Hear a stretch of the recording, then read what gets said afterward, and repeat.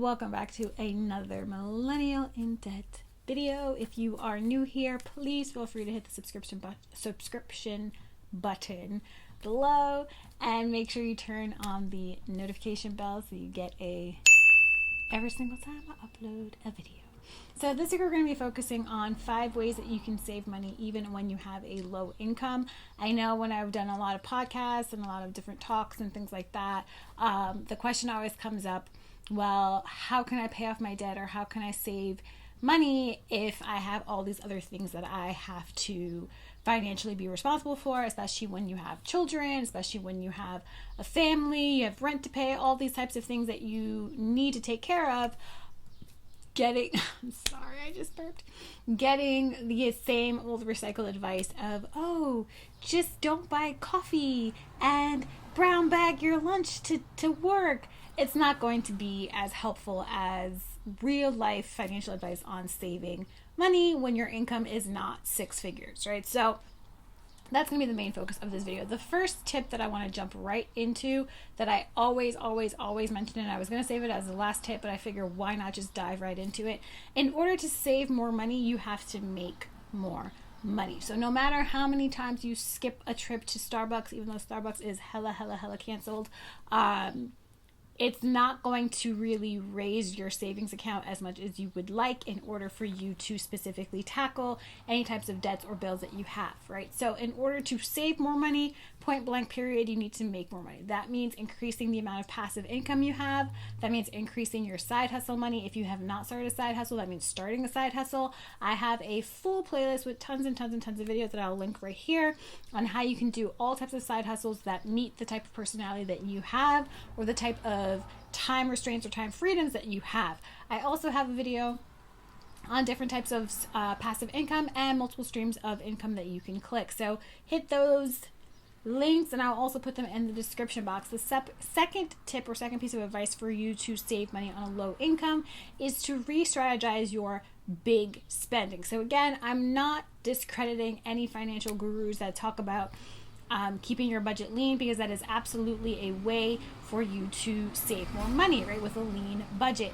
However, like I said, cutting out coffee or brown bagging it to work, those are just minor steps. What you need to focus on and what you need to really think about is, what are my really big expenses? What are the things that take up a huge chunk of my money, and how can I downsize on those? So for example, housing.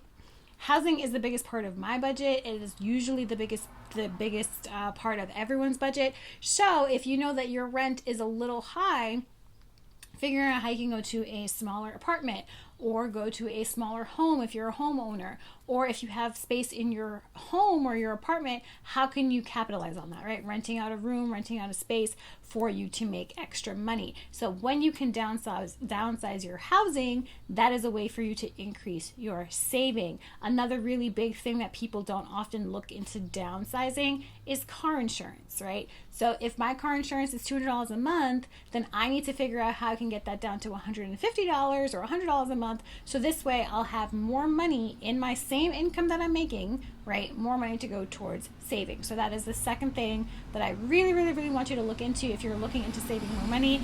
How can you downsize your really large expenses and make them more manageable so you can save more money? The third thing that you want to do when you're trying to save money, especially on low income, is to focus on your debts. I know that seems counterproductive, but hear me out. When your money is strapped and tied into debt, it's no longer your money. So what you want to do, and which is what I did with my student loans, is you want to focus on the debts that have the highest amounts of interest, because those essentially are the debts that are costing you the most money and not going towards the principal in a manner that they should. So when I was paying off my student loans, I had loans that had smaller balances, right? That had $6,000, $7,000 balances, but had an interest rate of 16, 17%. So instead of paying off the balance that had $13,000 at a 5 or 6% interest rate, I focused on high interest debt. So that is what you want to pay attention to, right? So you might not be able to save $100 a month, but if you can have an extra $20, $30 towards your high interest debt, that is a move you want to make because you'll be bringing down the balance, you'll be getting rid of that debt, and whatever your monthly payment is for that debt can now be sent towards savings once you've paid that off, right? Once that credit card bill is out of the way, once that car payment is out of the way, once that student loan bill is out of the way, that money becomes more tangible in your savings life. While we are on the topic of cars, right? So that is another, although cars are definitely a part of the major expenses that are in our lives, figuring out how to downsize just your car lifestyle in general is a really good way to save more money. So that can look like a lot of different things. Definitely that can look like getting your car insurance to be cheaper, also refinancing your car payment, or just getting rid of the car payment in general, right? So if you know that, okay, I have 60 months, I have 5 years to pay this, try to pay it off in 2 years, try to pay it off in 3 years. So this way, one, you're paying far less interest, and that car payment now is money that can go into your savings account, right? A lot of times also the DIY, I would never take this route, but if you're more handy than I am, please take it, right? DIYing small car repairs, small car things like oil changes or changing a brake light or a headlight. Those are things that are very manageable on the DIY scale.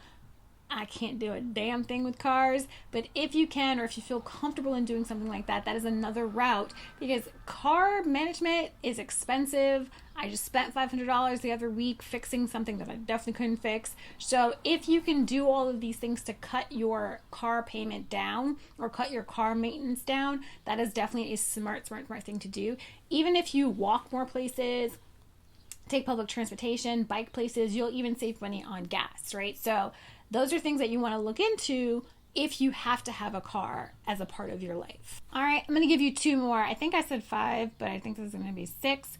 Okay, the 5th thing is you want to look into fee-free banking. So what that means is you want to look into banks or bank accounts that will not charge you for not meeting the minimum balance requirement, banks that won't charge overage fees, banks that won't overdraft. What? Okay. Banks that won't charge you ATM fees. Those are all things that add up and take away from your money. So if you can find bank accounts, and I talk about really great bank accounts, I'll link 2 videos up here and I'll put them in the description box as well. I link a lot of high yield savings bank accounts, although the interest rates are down due to the federal interest rates being down. Those bank accounts usually will offer no fees on balances and things like that. So that's definitely something you want to look into when trying to manage your money. And trying to save your money, you want to put it in the best place for you. Now, the last thing, which I've been doing terribly on, is managing your food spending. That doesn't just mean, not going out to eat. Yes, we've heard that same piece of advice recycled over and over again. We get it, right? But the thing is, food shopping is a part of your food spending. Going out to eat is a part of your food spending. Going out to buy lunch when you're at work is a part of your food spending. So these are all things that you want to create a budget for. And budgets, I know, get on people's nerves. They kind of irk them. They're hard to follow. There are so many different budget styles that can meet your needs in your lifestyle. And managing your food spending as a part of your budget is a really great way to save. Because if I give myself an $80 budget for food shopping for the week or for every 2 weeks, whatever it is, then I know that I cannot go over that amount, and that is going to give me more opportunity to save the excess money that I was spending on food that really was going to waste, right? Especially because I live alone and I'm one person and I've been spending almost $90 a week on groceries. I don't know why. Don't know why, because I can't eat that much and I can't eat that fast, right? And a lot of it ends up going to the garbage. A lot of it get wasted, expired, things like that. So you really want to manage your food spending. I know people who are spending $3 or $4 a meal, which is fantastic. So that's absolutely something you want to look into when you're looking to save on low income. All right. If there are any other video ideas or any ideas you want to add to this video, please feel free to leave it in the comment box below, and I will catch you on the next one.